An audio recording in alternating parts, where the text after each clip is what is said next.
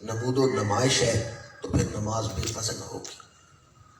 حضرت سیدنا صدیق اکبر رضی اللہ تعالی عنہ کے ایمان کا وزن، لوگ بحث صرف ان چیزوں میں کرتے ہیں جو آنکھوں سے نظر آ رہی ہیں، میرے آقا کریم نے وہ چیز بیان کی ہے جسے یا خدا دیکھ رہا ہے یا مصطفیٰ دیکھ رہا ہے۔ فرمایا ابو بکر کے ایمان کا وزن کیا جائے تو سارے صحابہ کا ایمان، غوثوں کا ایمان، قطبوں کا ایمان، ابدالوں کا ایمان، تمام شہداء و صالحین کا ایمان ترازو کے ایک پلڑے میں ہو، دوسرے پلڑے میں یار غار کا ایمان ہو۔ یار غار کا ایمان وزنی ہے اور اعلیٰ ہے۔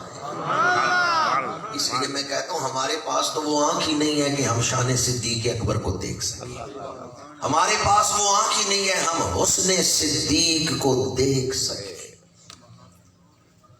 حدیث کی کتابوں میں رسول اللہ صلی اللہ علیہ وآلہ وسلم کا ذکر اور سیدنا صدیق اکبر کا ذکر متن واحد کے ساتھ آئے ہیں۔ یہ علماء سے پوچھے متن واحد کا مطلب کیا ہے؟ میں آسان ترین لفظوں میں عرض کر رہا ہوں، صدیق اکبر وہ آئینہ ہے جس میں حسن مصطفیٰ نظر آتا ہے۔ صدیق اکبر وہ آئینہ ہے جس میں حسن مصطفیٰ نظر آتا ہے۔ شاہکار نگاہ نبوت، شاہکار تربیت نبوت سیدنا صدیق اکبر رضی اللہ تعالیٰ۔ کلمہ پڑھا تو 40,000 درہم آپ کے پاس موجود تھے جو آپ نے اسلام کی تبلیغ کے لیے، ترویج و اشاعت کے لیے خرچ کیے ہیں۔ غلاموں کو خریدا ہے، عامر بن فہیرہ، بلال حبشی، بی بی زنیرہ، کتنے غلام ہیں مرد اور عورتیں جنہیں حضرت سیدنا صدیق اکبر نے خرید کے آزاد کیا ہے۔ غلام کلمہ پڑھتے ہیں، ان کے مالک ظلم کرتے ہیں، حضرت صدیق اکبر خرید کے انہیں آزاد کر دیتے ہیں۔ کتنے درہم آپ نے خرچ کیے؟ 40,000۔ اس دور میں ایک درہم سے ایک بکری خریدی جا سکتی تھی۔ اللہ، ایک دودھ دینے والی بکری ایک درہم سے خریدی جا سکتی تھی۔ آج کل ایک بکری کتنے پیسوں کی آ رہی ہے جی؟ 40,000۔ چلے ماشاءاللہ حضرت نے ارشاد فرما دیا 40,000۔ اگر آپ سمجھتے ہیں کہ 40,000 زیادہ ہیں تو پھر کوئی اور قیمت بتا دیں، نہیں تو حضرت کی تائید کر دیں۔ انہوں نے فرمایا کہ ایک بکری 40,000 کی۔ اگر آج ایک بکری 40,000 کی آ رہی ہے اور اس دور میں ایک بکری ایک درہم کی آتی تھی اور آپ نے 40,000 درہم خرچ کیے ہیں تو پتہ ہے پھر موجودہ دور میں وہ کتنے پیسے بنتے ہیں 16 لاکھ جی؟ 1 ارب 60 کروڑ، 1 ارب 60 کروڑ 60 کروڑ۔ اگر 40,000 کی ایک بکری آج کل خرید، اور اگر ایک بکری آج کل آدھی قیمت کر لیں 20,000 کی ہو تو پھر 80 کروڑ بنتے ہیں۔ 80 کروڑ۔ ایک بکری آج کل 30,000 کی ہو تو پھر 1 ارب اور 20 کروڑ بن گئے۔ جس نے جو گھر سے نکلتے ہوئے فیس لے کے جاتے ہیں نا تبلیغ کرنے کے لیے، وہ محفل میں جا کے اس ہستی پہ اعتراض کر رہے ہیں جنہوں نے گھر سوئی بھی نہیں رہنے دی تھی، سب کچھ اسلام پہ لوٹا دیا۔ امام الوفا کو سمجھنے کے لیے بندے کے اپنے اندر وفا ہونی چاہیے۔ اندھا کیا جانے، چمگادڑ کو کیا پتا کہ سورج کی روشنی کی کیا عظمت ہے۔ چمگادڑ کیا جانے سورج کی عظمتوں کو، نالی میں پھرنے والا کیڑا کیا جانے جبریل کن بلندیوں پہ رہتا ہے۔ خود غرض کیا جانے ایثار کس چیز کا نام۔ مفاد پرستی اور خود غرضی کے اس دور میں سیدنا صدیق اکبر کو وہی جان سکتا ہے جو ایثار کرنے والا، اپنے گھر کا سارا مال اسلام پہ لٹا دیا، کسی ایک موقع پر نہیں۔ کلمہ پڑھا 40,000 درہم اسلام کے لیے پیش کی۔ شب ہجرت گھر میں جو کچھ ہے لے گئے ہیں کہ سفر ہجرت میں حضور کی خدمت پہ صرف کروں گا۔ غزوہ تبوک کا موقع ہے، تن کا لباس بھی اتار کے اسلام کو دے دیے۔ مسجد نبوی کے لیے زمین خریدنی ہے، پیسے کس نے خرچ کیے؟ اس لیے میرے آقا کریم نے فرمایا اپنی صحبت سے اور مال سے ابو بکر سے بڑھ کے کسی نے مجھے فائدہ نہیں دیا۔ بخاری شریف کی حدیث پاک ہے، فرمایا اپنی صحبت اور مال سے سب سے زیادہ میری خدمت کی ہے تو ابو بکر نے کی۔ میرے آقا کریم صلی اللہ علیہ وآلہ وسلم نے حضرت سیدنا صدیق اکبر کی شان میں خطبہ دیا ہے۔ شان صدیق اکبر بیان کرنا خود حضور کی سنت ہے۔ اس لیے میں اکثر کہتا ہوں تاریخ کی کتابوں سے نہ پوچھیں، تاریخ کی کتابوں میں ان کے آئینے میں صحابہ کو نہ دیکھیں، قرآن اور حدیث کے آئینے میں صحابہ کو دیکھیں۔ حضرت سیدنا صدیق اکبر ہمارے لیے محض تاریخی شخصیت نہیں بلکہ ہمارا عقیدہ ہے۔ تاریخی شخصیت وہ ہوتی ہے جو تاریخ کی کتابوں سے ثابت ہے، آپ مانے نہ مانے ایمان پر کوئی فرق نہیں پڑتا۔ رستم، سہراب، افلاطون، سقراط، بقراط، یہ تاریخ کی کتابوں سے ثابت ہیں، آپ ان کی شان مانے نہ مانے ایمان پر کوئی فرق نہیں پڑے گا۔ عقیدہ وہ ہے جو قرآن سے ثابت ہوتا ہے، جو حدیث سے ثابت ہوتا ہے۔ اگر آپ نہیں مانیں گے تو ایمان برباد ہو جائے گا۔ حضرت سیدنا صدیق اکبر تاریخی شخصیت ہیں یا عقیدہ ہیں؟ اگر یہ بات سمجھ آ جائے تو کوئی سیدنا صدیق اکبر کی یا صحابہ کی بےعدبی بھی نہ کرے۔ تاریخی شخصیت کو آپ مانے نہ مانے آخرت میں کوئی نقصان نہیں، لیکن اگر عقیدہ ٹھیک نہیں ہوگا تو جنت کی طرف قدم نہیں اٹھا سکتے۔ قیامت کے میدان میں بخشا ہو جائے گا جس کا عقیدہ ٹھیک ہوگا۔ حضرت سیدنا صدیق اکبر ہمارے لیے تاریخی شخصیت نہیں، قرآنی شخصیت ہے۔ ہمارا عقیدہ ہے۔ میری کیا اوقات کہ میں اس ہستی کے لیے آئینہ داری کا کام کروں، میری کیا اوقات کہ میں اس ہستی کا حسن و جمال بیان کر سکوں جس ہستی کی شان کو خود خدا نے قرآن میں بیان کیا ہے۔ اِلَّا تَنْصُرُوهُ فَقَدْ نَصَرَهُ اللَّهُ اِذْ أَخْرَجَهُ الَّذِينَ كَفَرُوا۔ اگلی آیت کا حصہ جو ہے آپ نے اکثر سنا ہوگا، ثانی اثنین اذ ھما فی الغار، یہ ہجرت کا واقعہ بیان ہوا۔ آیت نازل کب ہوئی ہے؟ ہجرت کے دوران نازل ہوئی ہے؟ نہیں۔ علماء سے سوال ہے، طلباء جو شوق رکھتے ہیں قرآن اور حدیث سیکھنے کا، ان سے سوال ہے یہ آیت نازل کب ہوئی ہے؟ ہجرت کے واقعہ کے دوران نازل ہوئی ہے؟ نہیں۔ ہجرت کے فوراً بعد یکم ہجری میں نازل ہوئی ہے؟ نہیں۔ 2 ہجری میں نازل ہوئی؟ نہیں۔ ہجرت کو 3 سال گزر گئے یہ آیت نازل ہوئی جس میں واقعہ ہجرت بیان ہوا ہے؟ نہیں۔ ہجرت کو 8 سال گزر چکے ہیں۔ غزوہ تبوک کا موقع ہے، گرمیوں کا موسم ہے، تبوک کی تیاری مشکل ہے۔ غزوہ تبوک کی کتنے سال ہجرت کو گزر چکے ہیں؟ 8 سال۔ غزوہ تبوک کے لیے رغبت دلاتے ہوئے اللہ فرماتا ہے اِلَّا تَنْصُرُوهُ فَقَدْ نَصَرَهُ اللَّهُ، اگر تم اللہ کے رسول کی مدد نہیں نہ کرتے تو اللہ تو ان کی مدد کر چکا ہے، انہیں وہ کسی کی مدد کے محتاج نہیں ہے۔ فَقَدْ نَصَرَهُ اللَّهُ، اللہ ان کی مدد کر چکا ہے۔ اِذْ أَخْرَجَهُ الَّذِينَ كَفَرُوا، جب کافروں نے ایسی سازشیں کی کہ اللہ کے رسول کو مکے سے تشریف لے جانا پڑا۔ ثانی اثنین اذ ھما فی الغار، اب آگے ہجرت کا واقعہ اور حضرت صدیق اکبر کی وفائیں اور اللہ کی مدد اس کو بیان کیا۔ یہ 8 سالوں بعد واقعہ ہجرت کو قرآن میں بیان کر کے قیامت تک آنے والی امت کو درس کیا دیا جا رہا ہے، اگر تم اپنی عروق مردہ میں نئی زندگی کی لہر پیدا کرنا چاہو تو صدیق اکبر کی وفاؤں کو امت کے سامنے بیان کرو، واقعہ ہجرت کو بیان کرو، ابو بکر کی وفاؤں کو بیان کرو، اللہ کی مدد کو بیان کرو، امت کے اندر جوش اور ولولہ پیدا ہو جائے گا، خدمت رسول کا جذبہ پیدا ہو جائے گا۔ دوبارہ عرض کر رہا ہوں، اللہ تعالیٰ نے کتنے عرصے بعد اس واقعہ کو قرآن میں بیان کیا ہے؟ 8 سال۔ اتنے عرصے بعد یہ واقعہ قرآن میں بیان کر کے درس کیا دیا ہے؟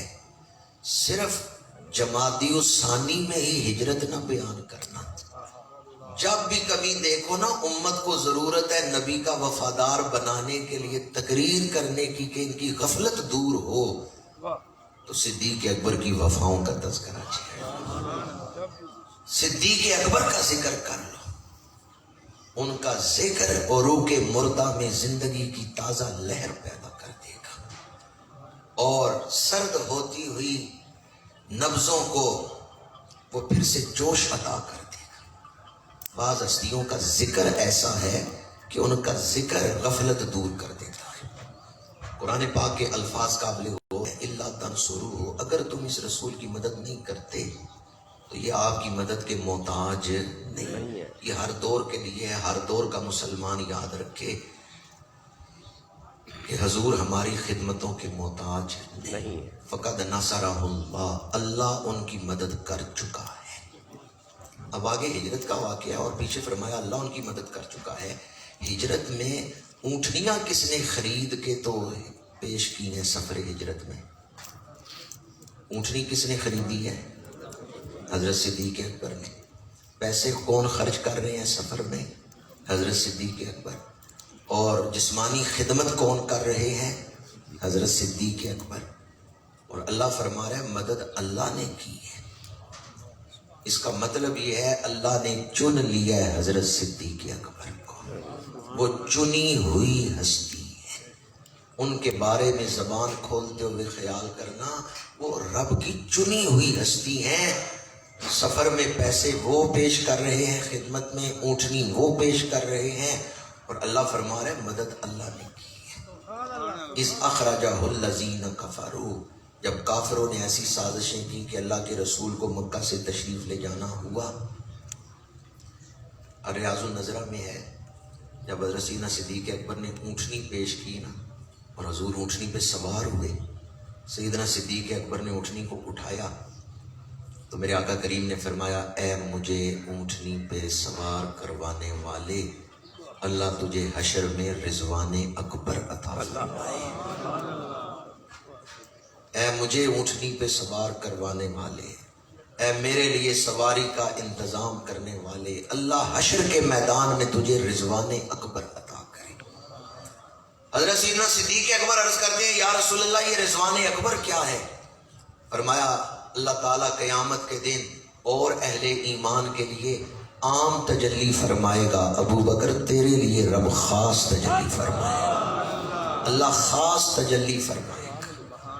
حضرت سیدنا صدیق اکبر رضی اللہ تعالیٰ عنہ کے بارے میں اگر جاننا ہو کہ ابو بکر کون ہے، جب نہ سمایا کہیں عالم تخلیق میں عشق نبی ڈھل گیا پیکرے سے، عشق نبی ڈھل گیا پیکرے تصویر، پیکرے صدیق عشق رسول کی چلتی پھرتی تصویر ہے، مجسمہ عشق رسول ہے۔ کلا نال دے ہر کوئی لائی پھر دے لا کے توڑ نبھاڑیاں۔ سیدنا صدیق اکبر نے بتا دیا مرد لگاتے کس طرح ہیں اور نبھاتے کس طرح ہیں۔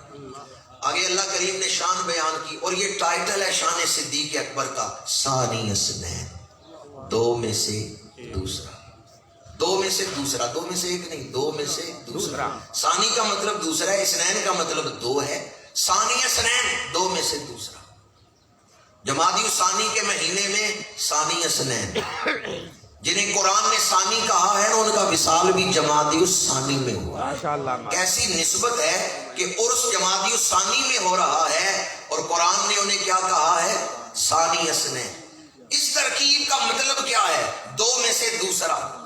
جب بھی آپ گنتی گنتے ہیں 1 2 3 4 تو ایک کے بعد ہمیشہ دو آتا ہے، ایک اور دو کے درمیان عدد کوئی نہیں، ایک اور دو کے درمیان ہندسہ کوئی نہیں، ایک کے بعد ہمیشہ دو آتا ہے۔ قرآن بتا رہا ہے جیسے ایک کے بعد ہمیشہ دو آتا ہے، اس طرح نبی کے بعد ہمیشہ صدیق آتا ہے۔ ایک اور دو کے درمیان عدد کوئی نہیں، نبوت اور صداقت کے درمیان درجہ کوئی نہیں، نبوت کے بعد صداقت کا درجہ ہے۔ انعم اللہ علیہ من النبیین والصدیقین والشہداء والصالحین، ثانی اثنین، دو میں سے دوسرا۔ آگے فرمایا اذ ہما فی الغار، جب دونوں غار میں، اذ یقول لصاحبہ، جب آپ نے اپنے صحابی سے فرمایا۔ یہ وہ الفاظ ہیں جنہوں نے شان صدیق اکبر کو 4 چاند لگا دیے ہیں۔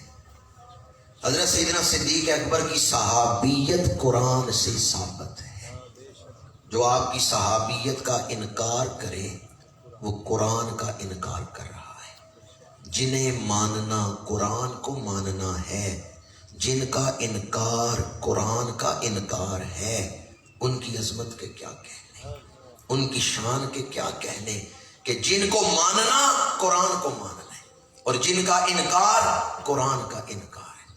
اس یقول لصاحبہ لا تحزن ان اللہ معنا۔ حضرت سیدنا صدیق اکبر کے دل میں گھبراہٹ پیدا ہوئی تھی، دشمن غار کے دہانے تک پہنچ گئے، اگر پیروں کی طرف جھک کے اندر دیکھا تو ہم نظر آ جائیں گے۔ اپنے لیے کوئی ڈر نہیں تھا، ان کا سارا ڈر یہ تھا کہ کہیں حضور کو اذیت نہ پہنچے۔ اپنی جان کا ڈر ہوتا تو رات کے اندھیرے میں نکلتے ہی نہ۔ خطرناک ترین رات ہے، دشمنوں کی تلواریں رسول اللہ صلی اللہ علیہ وآلہ وسلم کو نقصان پہنچانا چاہتی۔ اچھا، اس خطرناک ترین رات میں حضور کا اعتماد دیکھیں حضرت صدیق اکبر۔ خطرناک ترین مرحلہ ہے سیرت نبوی کا، جس میں 8 ننگی تلواریں حضور کے گھر کی طرف آ رہی ہیں۔ میرے آقا کریم نے حضرت صدیق اکبر پہ کتنا اعتماد کیا ہے اور صدیق اکبر کے گھرانے پہ کتنا اعتماد کیا۔ آپ کی بیٹی اسماء جانتی ہیں کہ حضور غار ثور میں ہیں۔ حضرت اسماء بنت ابی بکر جانتی تھیں کہ رسول اللہ غار ثور میں ہیں۔ ابو جہل آیا دوسرے دن، اس نے کہا بتاؤ تمہارا باپ کدھر گیا ہے؟ انہوں نے کہا جان دے سکتی ہوں، رسول اللہ کا راز نہیں کھول سکتی۔ ابو جہل نے تھپڑ مارا ہے اور تاریخ الخمیس میں ہے، آپ کے بالی میں انگلی پھنسی ہے اور اس نے ہاتھ کھینچا تو کان پھٹا ہے۔ لیکن حضرت اسماء بنت ابی بکر رضی اللہ تعالی عنہما، انہوں نے کہا تو میرے جان کو جسم سے جدا کر سکتا ہے، رسول اللہ کا راز نہیں کھلوا سکتا۔ تو اس وقت ابو جہل نے کہا کہ خون صدیق میں وفائے رسول ہے۔ نعرہ تکبیر، نعرہ رسالت، نعرہ حیدری، نعرہ تحقیق۔ میرے سامنے کتنے بیٹیوں کے باپ بیٹھے ہوئے ہیں، یہ تصور بھی آئے نا تو دل کانپتا ہے کہ میری بیٹی کو کسی نے تھپڑ مارا ہے۔ بیٹیوں سے پیار کرنے والوں، صدیق اکبر کو نہیں تھا اپنی بیٹی سے پیار۔ صدیق اکبر کی بیٹی نے کس کے لیے تھپڑ برداشت کیا اور راز کو راز رکھا، اور جب یہ بات حضرت صدیق اکبر کو پتا چلی تو ان کے دل کی کیفیت کیا ہوگی۔ حضرت صدیق اکبر نے اپنا مال بھی لٹایا ہے، اپنی مال کو، اپنی اولاد کو بھی، اپنا وطن بھی، حتیٰ کہ اپنی جان، سب کچھ رسول اللہ کے نام کر دیا ہے۔ صدیق اکبر کی سوچوں کا محور ذات رسول ہے۔ اپنی جان کا کوئی ڈر نہیں تھا، گھبرائے تھے تو کس کے لیے؟ حضور کے لیے، کہ دشمن دہانے تک پہنچ گیا ہے، اگر پیروں کی طرف جھک کے اندر دیکھا تو کہیں حضور نظر نہ آ جائیں، حضور کو نہ نقصان پہنچائے۔ جب حضرت صدیق اکبر گھبرائے کہ یا رسول اللہ دشمن غار کے دہانے تک پہنچ گئے ہیں، اس وقت میرے آقا کریم نے فرمایا لا تحزن ان اللہ معنا، نہ گھبراؤ، بے شک اللہ ساڈے نال ہے۔ بے شک اللہ، کوئی صفت بیان کیا یا ذات کا ذکر کیا؟ جی، صفت بیان کیا اللہ نیکوں کے ساتھ ہے، اللہ متقین کے ساتھ ہے، یا اللہ ساڈے نال ہے؟ صفت بیان کیا یا ذات کا ذکر ہے؟ ایک ہوتی ہے صفت، ایک ہوتی ہے ذات۔ ان رحمت اللہ قریب من المحسنین، اللہ کی رحمت نیکوں کے ساتھ ہے، نیکی کرو رحمت ملے گی۔ وَاعْلَمُوا أَنَّ اللَّهَ مَعَ الْمُتَّقِينَ، خوب جان لو اللہ متقین کے ساتھ ہے، تقویٰ ہوگا یہ معیت ملے گی۔ قرب الہی کی دو مختلف قسمیں، ایک قرب صفات، ایک قرب ذات۔ قرب صفات وہ ہے کہ وہ صفت ہوگی تو قرب ملے گا، اور قرب ذات کیا ہے کہ رب نے ذات اتنی اعلیٰ بنائی ہے، ہر حال میں اس ذات کو رب کا قرب حاصل ہے۔ سیدنا صدیق اکبر غار ثور سے پہلے قرب صفات کے مقام پر تھے، قرب صفات کے مقام پر تھے۔ حضور نے ان کا ہاتھ پکڑ کے قرب صفات سے اٹھایا اور خود جو معیت الہیہ کا مقام حاصل تھا قرب ذات کا،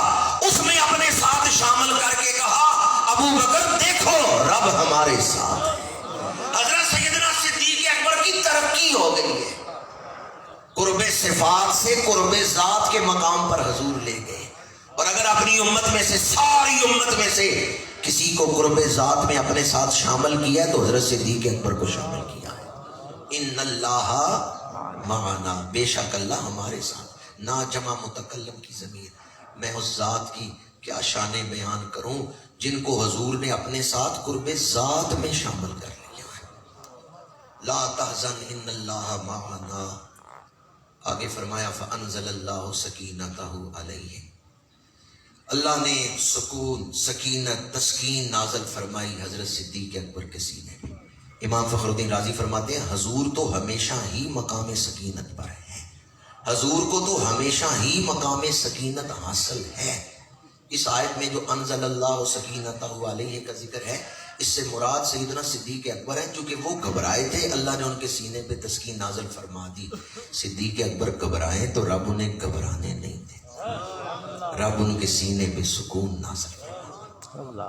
علامہ محمود آلوسی رحمت اللہ تعالی علیہ عظیم مفسر گزرے ہیں، بغداد شریف میں حضرت معروف کرخی رحمت اللہ تعالی علیہ کے مزار کے قدموں میں، قبرستان میں آپ کا مزار مبارک ہے۔ آپ تفسیر روح المعانی میں فرماتے ہیں، اب میں جو بات آپ کو سنانے لگا ہوں میں کوئی تقریر نہ کروں، صرف یہ علامہ محمود آلوسی کا فرمان ہی آپ سن لیں غور سے تو سارا مضمون بیان ہو جائے گا۔ علامہ محمود آلوسی لکھتے ہیں الصدیق عندہ علیہ الصلاۃ والسلام بمنزلتہ عند ربہ جل شانہ۔ یہ دیکھنا ہونا کہ صدیق اکبر کی شان کیا ہے تو یہ دیکھو حضور کی شان، حضور کا مقام رب کی بارگاہ میں کیا ہے۔ جو مقام حضور کو رب کی بارگاہ میں حاصل ہے وہ مقام صدیق اکبر کو حضور کی بارگاہ میں حاصل ہے۔ حضور رب کے انتہائی مقرب، سب سے اعلیٰ مقام قرب پہ ہے، صدیق اکبر امت میں سب سے زیادہ مقام قرب پہ ہے۔ الصدیق عندہ علیہ الصلوۃ والسلام بمنزلتہ عند ربہ جل شانہ، جو مقام حضور کو رب کی بارگاہ میں حاصل ہے وہ مقام صدیق اکبر کو حضور کی بارگاہ میں حاصل ہے۔ عجب مرتبہ ہے یار غار تیرا، پتا ہے روزہ سرکار تیرا۔ عجب ہے مرتبہ یار غار تیرا، پتا ہے روزہ سرکار تیرا۔ حضرت سیدنا صدیق اکبر کا ایڈریس کہاں ہے، کہاں ملتے ہیں؟ وہ تو آج بھی حضور کے پہلو میں قریب مصطفیٰ ہے کوئی کوئی، مزے یہ لوٹتا ہے کوئی کوئی۔